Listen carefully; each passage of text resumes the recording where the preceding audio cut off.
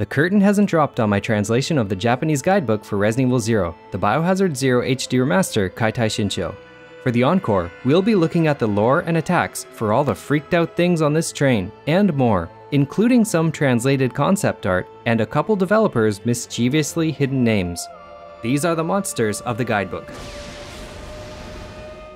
In this video, I'll show the hit points and attack damage for the normal difficulty. For easy, multiply by 0.6, and for hard, multiply by 1.2. Zombies. Humans affected by the virus show dramatic changes in their body within a very short period of time. Skin becomes congealed and begins to rapidly decompose. The brain cells responsible for memory are almost completely eroded and destroyed. Inversely, muscle tissue is strengthened by the amplification of metabolic function, and they exhibit superhuman strength, surpassing an ordinary person. If we look at the archives book, it says muscle tissue decays, which is fitting for a rotting corpse, but does that mean muscle tissue is strengthened while simultaneously decaying? Back to the guidebook. The resulting product are victims that appear as rotting corpses revived from the grave. The infected can be revived from a state of cardio or cerebral arrest, because the virus has reconstructed the body from a genetic level so that it can operate without most of the complex, interconnected, and delicate functions of the body. Therefore, when someone is revived as a zombie, they are transformed into a cannibalistic monster that can't be called human in the strictest sense. It's believed that most of the people in this incident that became zombies are thought to have been infected by the leeches created by Dr. Marcus. Unlike previous games in the series, if you damage a monster and then leave the room, its hit points will not reset, and damage will remain. Except if a zombie still has hit points left after its leg is destroyed, it will become a crawling or prone zombie. If you move to another room, that zombie will disappear even though it has remaining hit points. And while we're in this room, take a look at the panel here for some developer names. There's Haradai, who is Kiyoshi Haradai. His given name Kiyoshi is at the bottom too. And there's Moriyama, who is Hirotaka Moriyama. They're both credited as background graphic designers. Megane means glasses, and Ochame is mischievous. While editing, I noticed another graphic designer's name, Satoru Hirano. I'm sure there are more developer names and pictures I missed, and hidden Japanese text, like on the sign that reads, "Shut off top after you." Beneath that it says, "Demo haite mo iyo," which means like, "But it's okay to enter." And if you're wondering about the suit of armor that looks like a mirror, well, I played through Biohazard 0 in Japanese, and yeah, it is a mirror. I'm guessing the translator got the kanji for armor and mirror mixed up. Sorry, I got a little sidetracked because there's a lot of interesting little details in the backgrounds. Now, back to the zombies. There are 4 groups of potential hit point pools for zombies, from weakest to strongest. The first zombie on the train is from the weakest category, and Edward is in the strongest. It will raise both hands and grab and bite at the neck to deal 37 damage. Just for context, Rebecca has 150 hit points and Billy has 250. If bitten from the front, it will attack 2 times, and 3 times if from behind. 2 zombies may also bite at the same time from the front and back. The second zombie will do 54 damage 3 times, and the first zombie will do 37 damage 3 times. The number of bites can be reduced to 1 by using lever gotcha, which means shaking the control stick. I'll keep calling it that. Or, the number of bites can be reduced by an attack from the partner character. The timing for damage of a zombie bite, and a few other attacks, doesn't always match the animation. Damage is dealt the moment you are grabbed, then after about 3 seconds, and again after 6 seconds if grabbed from behind. I'll cover the other attacks like this as we go. Used by a crawling zombie or a prone zombie. It damages 3 times, but use lever gotcha to bring that down to once. This attack will not reduce your health below 1 hit point, and will always result in crushing the zombie's head. Just like a regular bite, the timing for damage will happen the moment you're grabbed, then around 2.5 seconds, and finally about 5 seconds. The zombie will spit acid from its mouth when at a different height from the player, same as previous RE games. The book recommends attacking with handguns from a distance with your partner. I see places online saying that Billy's handgun does more damage, but the book says while they are different models, there is no difference in performance. However, there are differences between Rebecca and Billy. Billy can draw and shoot faster than Rebecca, and only Billy is capable of critical hits with a handgun. He has a 1 in 48 chance. The custom handgun will allow Rebecca to get criticals and has a 1 in 24 chance. After getting a critical hit, you need to land 20 shots on a zombie before you have a chance to get one again, or you can reload your game. Also interesting to note is that damage with the handgun, custom handgun, and magnum increases the closer you are to the target, something usually reserved for shotguns. Here's the damage to a zombie, for example. I'll show you the full damage charts at the end, and you can pause if you like. So if that helps you, please do me a favor and leave a like. When dealing with zombies, it's recommended to use the shotgun while aiming up to destroy its head in one hit. The book says there's also no difference in damage between the hunting gun and the shotgun, and says you can leave the hunting gun behind after you get the shotgun, which is more effective against shorter enemies like hunters and eliminators due to being fired from the hip. The shotgun is faster to draw but has a longer firing animation than the hunting gun, so the hunting gun can fire faster continuously, but the shotgun is faster for single hits. Avoid zombies by backing up until it has lowered its arms and run by it, or give Billy the knife and rapidly press the ready button to disappoint a hungry zombie. Cerberus. With a codename based on the guard dogs of hell from Greek mythology, Cerberus are bioorganic weapons developed by administering the T-virus to a Doberman. Originally well suited for various applications, including military use, it's an exceptional large breed of dog that can tolerate high-level training. With the addition of increased endurance due to viral infection, it has achieved a sufficiently high level of combat ability, which is the main focus of development.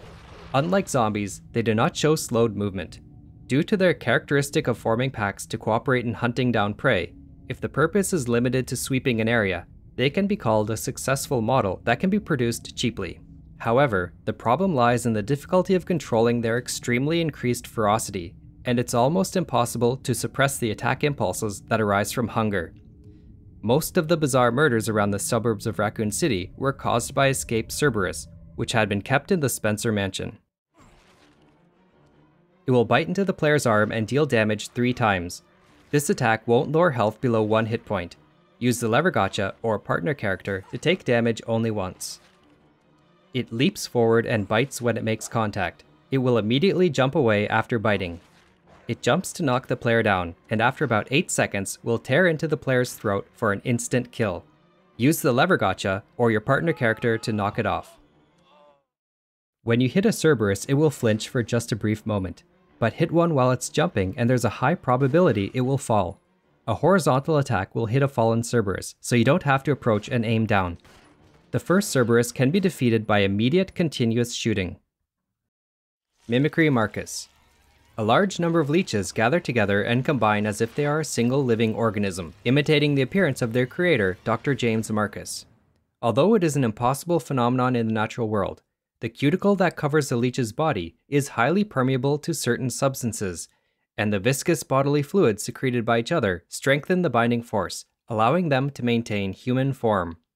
It's believed they are operating under a unified will.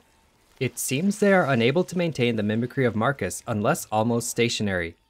When it encounters a target to attack, it will begin to transform into a distorted humanoid form that is easy to move in. Owing to the previously mentioned permeability of the outer skin, the bonds between the leeches are very strong, allowing for the part corresponding to the arm to be used as a whip. However, this makes it extremely weak to chemicals such as sulfuric acid, which can enter the skin. High heat is also effective in causing loss of cohesion. Normally they have 300 hit points, but some have 200. Each Marcus has separate hit points for the upper and lower half. The guidebook has some concept art, but thanks to Project Umbrella for releasing a whole batch of images by Satoshi Nakai, who designed for Zero and Code Veronica, and with some help from my wonderful wife, we can see how Marcus and the leeches were envisioned early on. At level 1, among the leeches, one emerges as a leader type that's a little bigger and a slightly different color, but it won't lead the others at this point. The skin cells of a regular leech are basically colorless, and it's very similar to the skin system of chameleons, but they have more advanced camouflage. Speaking of, Nakai designed a chameleon monster to replace the hunter that would be difficult to see unless in motion, perhaps planting the idea for the invisible hunters in Revelations. As a result of secretion by the leeches, not only color can be mimicked, but also reflections, so they can express the difference between clothes and skin. At level 2, the leader leech has grown big and becomes the brain or core of the group, which serves as the weak point. If this were the case, it'd be a good way to explain why Billy shoots 2 leeches off Rebecca, and the rest just give up. Maybe he shot the leader. Level 3 is when it starts absorbing surviving humans and zombies to power up, an idea I wish they'd included. The leader moves here and there throughout the body. Level 4 is when there are 3 or 4 leaders, but it's impossible to maintain its human form, and it becomes uncontrollable. Perhaps they're close to self-destruction due to evolving too quickly. The leeches don't know which part they should be. Check out the links for the full album, including a Cerberus based on a greyhound, and this chicken monster. It raises its right arm to attack. It stretches its right arm forward and brings it down. The left arm attack is used when the left arm isn't destroyed. It lunges forward with the left arm. Grab can be used after transformation when the left arm isn't destroyed. It grabs a player while moving forward and damages twice with liquid dripped from its body. Use a lever gotcha or partner to take damage only once. Damage is dealt the moment you're grabbed, and again after a little less than 2 seconds have passed. It will use this attack when the hit points of the upper body is 0 or less when near the player. It'll explode in about 3 seconds after it begins to expand. It will scatter 5 fragments, each dealing 50 damage. This attack won't reduce the player's health below 1 hit point. But be careful because when you destroy a body part, a leech will appear and that can take your last hit point. And maybe your dignity. The upper and lower parts of Mimicry Marcus have separate hit point values, and it will lose hit points from the half that receives the attack. Every time the hit points of the upper body drops below a certain value, it will destroy a body part. So when the upper body falls below 180, 120, and 60 hit points, the head, armpit, and left arm will be destroyed. When the upper body is destroyed, the lower half will use self-destruct. If either half reaches 0 hit points before transformation, it will be defeated. The exception is the Molotov and Grenade Launcher, which deal direct damage to the bottom half wherever they hit. Even if you reduce hit points with these attacks, you won't destroy body parts. The behavior changes only when the left arm is destroyed. It will attack with its right. The book recommends running away or passing by them before they transform. You don't even need to fight the first one on the train, just let Billy deal with it. If it's already transformed, they recommend the special tactic of equipping Rebecca with a handgun and using Billy to draw its attention. Marcus's hit points can only be reduced to 1 until after it has finished transforming.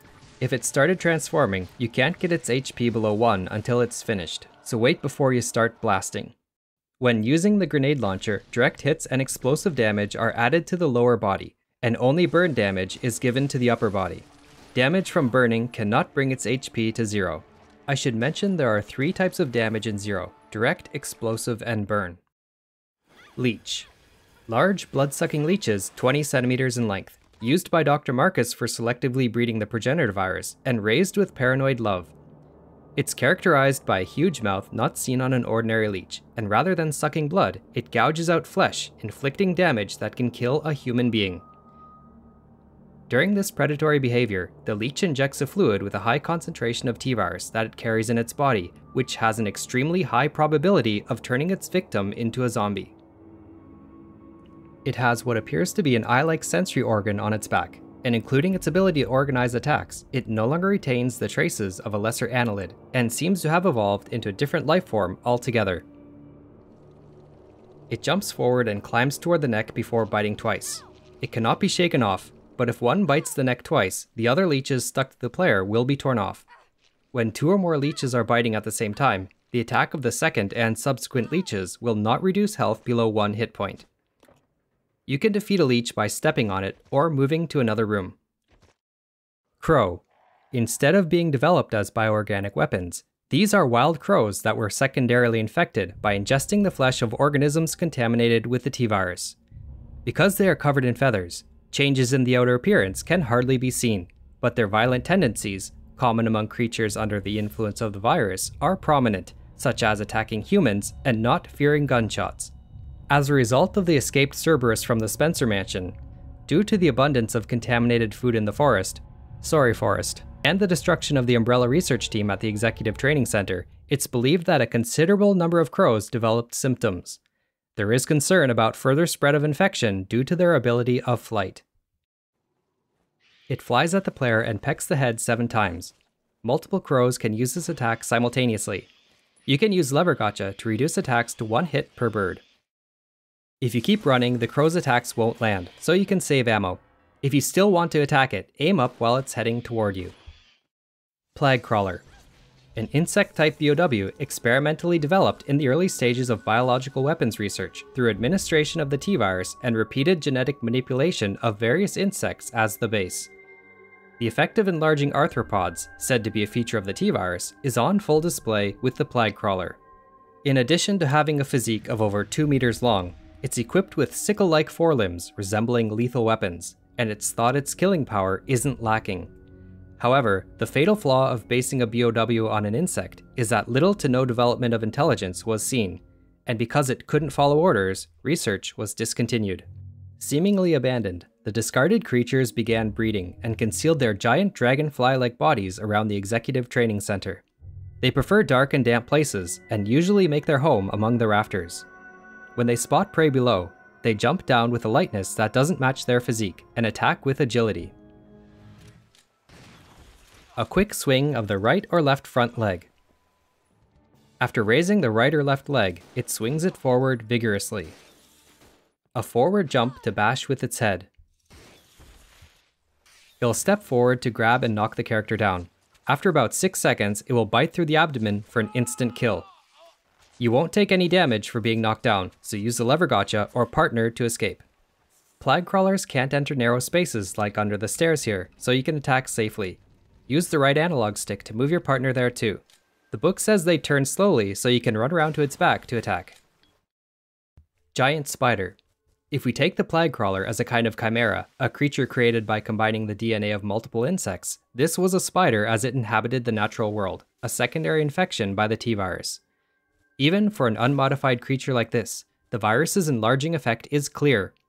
In other words, when the base arthropod is mainly an insect, no matter how much you add, there will be no significant difference in outcome.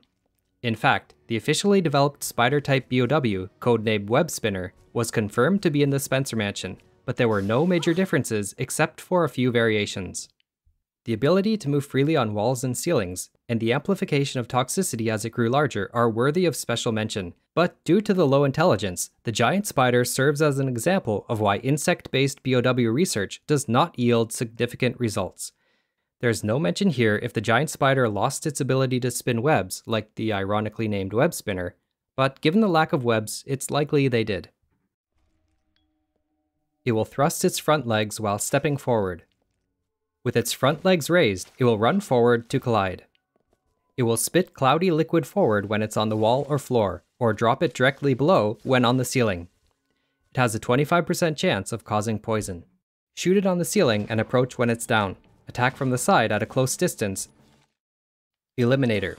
A BOW selected by Dr. Marcus through a series of T-virus experiments on a variety of mammals that reached a level of completeness before being used on humans. Since it was originally a large ape with high intelligence, it could carry out simple commands as instructed, and unlike humans infected by the virus that become zombies, nerve transmission in the brain appeared to be stable with little damage despite erosion. Physically speaking, the functioning of the virus to boost metabolism was working effectively. The muscle tissue exposed by the torn outer skin showed sudden enhancements to strength at an unbelievable level. Despite this, its abilities were still insufficient to begin mass production, and further development into the inhumane, human-based BOW development began at full scale. Good news for Eliminator fans, because in the Leech Hunter minigame, there are 4 different HP values for the Eliminator, significantly higher than in the main game on normal.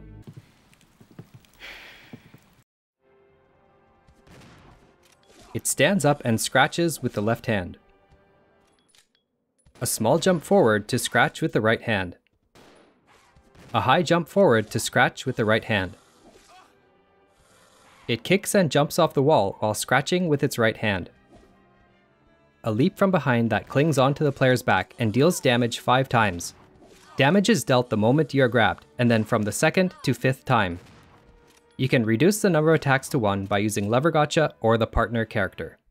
Use the shotgun aimed horizontally to knock them down. Horizontal shots will almost always hit. Don't use Molotovs or the grenade launcher because they're too small and fast. If both characters use handguns, try and shoot them when they jump with a horizontal shot, but it's less reliable. Hunter. Considered to be the most successful BOW developed by Umbrella in terms of both cost and performance, a variety of derivative models were later produced. Injecting the virus into a human body changes the genetic structure, and by adding the genetic information from different species, presumably reptilian based on its appearance, but details are unknown, the hunter achieves athletic performance that far exceeds that of a normal human, and maintains the minimum intelligence required to carry out commands. The decline in human intelligence, which remains a bottleneck for human-based POWs, is caused by the virus completely eroding the cerebral neocortex that controls it. Therefore, the hunter uses the genes of lower organisms that have instinctive brains, such as the brainstem and the cerebellum, which is seen to enhance controllability by supplementing brain function. The bodily structure down to its skeleton is far from a human's, and its use as a weapon is limited due to its lack of conspicuousness. A big green monster doesn't really blend in, although the book never says if they tried a trenchcoat and fedora. On the battlefield, its pillars of attack are its lethal abilities and the power to spread the virus. A scratch with the left hand. The basic damage is 23, but if the hit lands after the right hand scratch, it does 15 damage. From a low posture, it scratches with the right hand swing. If the attack lands, it will stagger the player for about 2 seconds. Damage will be 23 unless used after the left hand scratch, it will be 15. It brings its right hand down as it jumps. Used randomly when a hunter takes damage but isn't knocked down. It will let out a cry as it moves forward, swinging the right hand first and then the left hand. After jumping at the player and knocking them down, if the player has more than 31 hit points remaining, the hunter will bite and deal damage. If the player has 30 hit points or less, the hunter will slash the player's neck after about 3 seconds, resulting in game over. Lever Gotcha or the partner character can remove the hunter before dealing damage. Used randomly after retreating. After letting out a short cry, it lunges forward and low and swings its right hand to the neck, killing the player instantly. This attack can be used when at full health. Use the grenade launcher, either acid or incendiary rounds, or the magnum to take it out quickly. The shotgun will knock it down, but it won't be knocked down again until about 1 second after it gets back up. So shoot it while it's on the ground or get behind it. Lurker. A frog-based experimental BOW chosen as an amphibian sample in the early stages of T-virus research, selected as the most suitable species for administration. It has a large body and strong tongue for hunting, making it capable of swallowing a human whole. Its vision, which depends on brightness, has degenerated. Perhaps the space where its eyeballs were located became an inner ear cavity, because it appears to have developed a heightened sense of hearing to detect approaching prey. As an aside, the English and Japanese archives books contradict this and say the eyes and ears have devolved greatly. Their ability to sense prey has evolved to an almost supernatural level. Personally, I prefer the more grounded explanation from the guidebook, which I'll now return to. Such changes brought about by viruses are somewhat useful compared to arthropods, which often simply grow in size, but in any case, they are too primitive to be controlled, and practical research halted due to the fatal flaw that they indiscriminately preyed on any object that approached. Later, a European research center will create a subspecies of hunter based on amphibians, incorporating human genes, but it too also has lost sight completely. This pattern of mutation can be found in the combination of T-virus and frogs. But strangely, the in-game BOW report says that Eliminators have lost visual power, but saw an improvement in hearing ability. Lurker will emerge when you pass a specific area, but chances are fairly low. Once they attack, they'll return to the water and won't appear again until you leave the area and return. The shotgun doesn't really phase it, so use the grenade launcher or the magnum if you have it. In early concepts, we can see it was a red frog called Poison Frog, and the idea was to jump up and make itself look really big so you'd be surprised. But I think being swallowed alive works too. A smack with its extended tongue. It wraps its tongue around the player's leg, pulls them in, and swallows them whole, killing the player instantly. It's possible to escape if the partner character attacks, or by using Lever Gotcha, but if you're grabbed at a short distance, Lever Gotcha will not help. Stinger. Scorpions belong to a class of organisms called arachnids that are taxonomically extremely close to spiders. Like giant spiders, it molts frequently under the influence of the T-virus and grows at an astonishing pace to become several dozen times larger than an adult scorpion. Take this individual, for example, that developed a thorax of over 3 meters in length. In addition to the abnormally large size, the exoskeleton surrounding the body has become thick and rigid, and its armor can absorb most of the damage from firearms. However, at the cost of its rapid growth, there is a gap in the armor on its head. It appears to have too many obvious weaknesses to be used in actual combat as a BOW. It's unknown if it was selected as a base for research due to its toxic properties, or whether it was detoxified due to the changes in genetic information caused by the virus, but the venom gland on its tail doesn't inject harmful substances to humans. After pulling the right or left pincer back, it swings it sideways. After pulling the right or left pincer back, it swings it forward to pierce with the tip. After pulling its body back, it thrusts the tail forward. It guards its head with its pincers. After colliding with its body, it will perform a tail thrust. Only the body blow attack will knock down the player. There's a high probability of this attack right after a pincer attack, pincer thrust, or tail thrust when the player's health is in dark caution and cornered by the door. It will press the character against the wall with its right pincer and pierce the abdomen with its tail for game over. Used when receiving a downward attack from a close range or when its hit points reach 0. It shakes the left pincer 3 times and the right one once, then shakes off with both pincers at the same time. Attack power is 10 on normal, and it knocks down the player. Only when the right pincer is shaken is the attack power 18, and there is no knockdown effect. The book recommends standing by the door and attacking when the tail appears in the bottom right of the screen, if you don't want to risk taking any damage. The knife is also very effective against it. The book offers a way to attack more quickly with the knife. Hold a direction on the D-pad and press the R1 button to ready the knife. Immediately stop pressing the D-pad and press circle to attack. If you do it correctly, you can shorten the ready animation. The book says you can do this with a control stick, but the D-pad is easier. Centurion. The extreme gigantism effect the T-virus has on arthropods, such as insects and spiders, has been shown through numerous experiments, but the result on this multi-legged ferocious carnivore was tremendous. A phenomenon reported among ordinary centipedes, including large tropical types exceeding 30 centimeters in length, is that the food chain between insects and vertebrates is reversed, with centipedes preying on mice and lizards. However, this individual at the Executive Training Center has a body that reaches 10 meters in length, and it stands at the top of its ecosystem.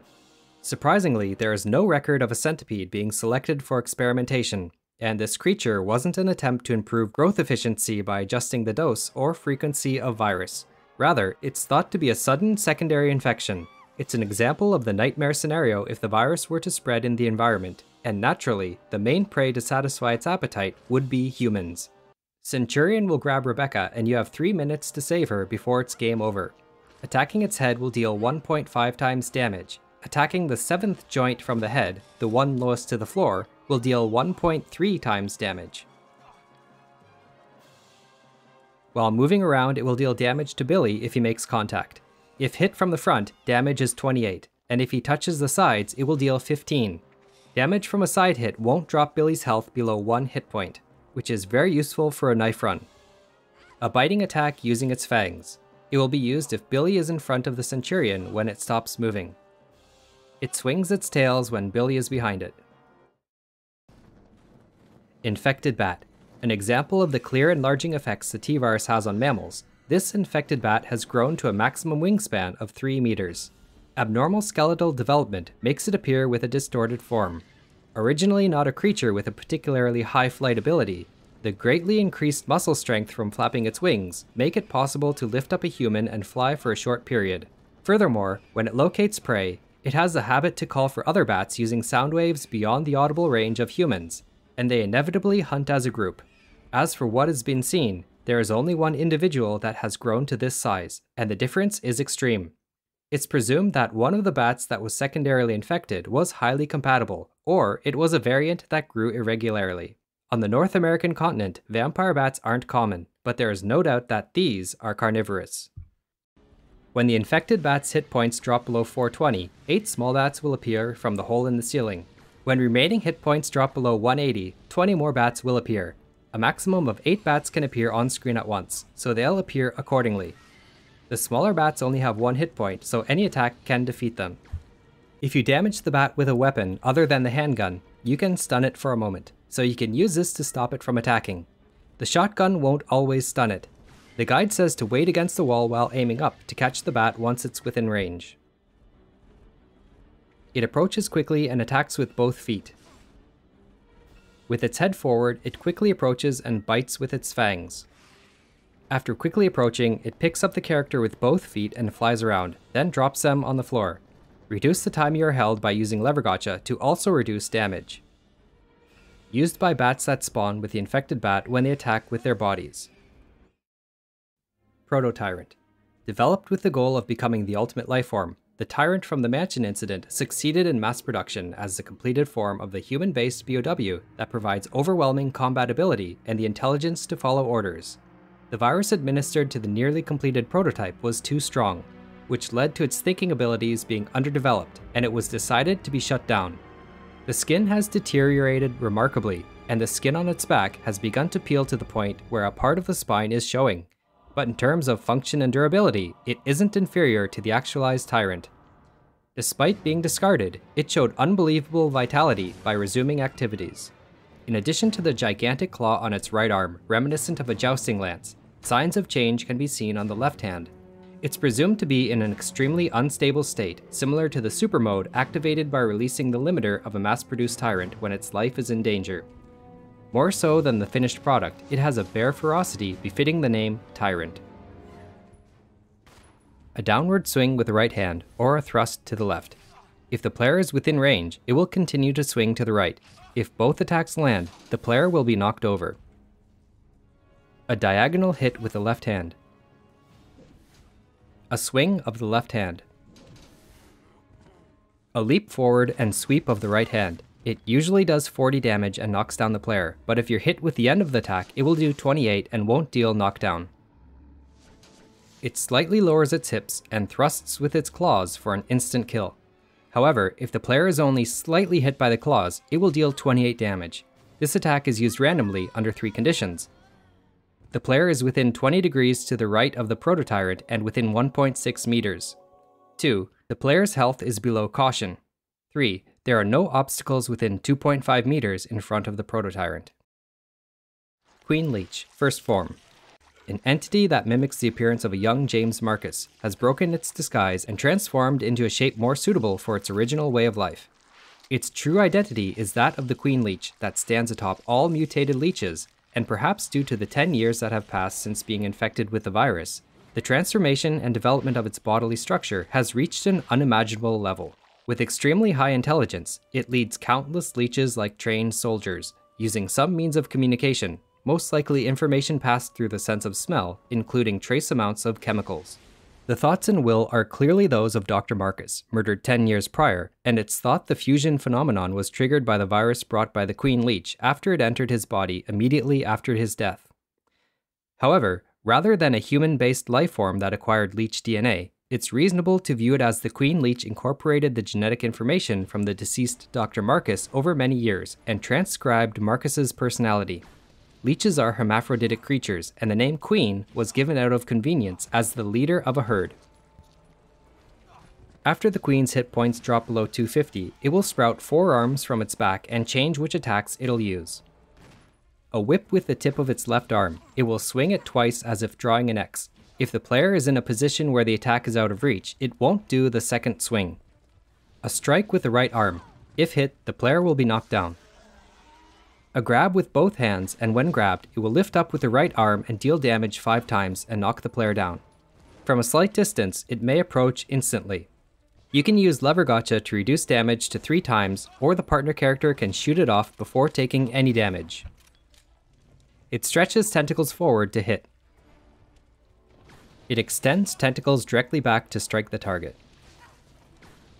All tentacles are extended forward at once, and when it grabs a player, it will bind them and attack with its right arm.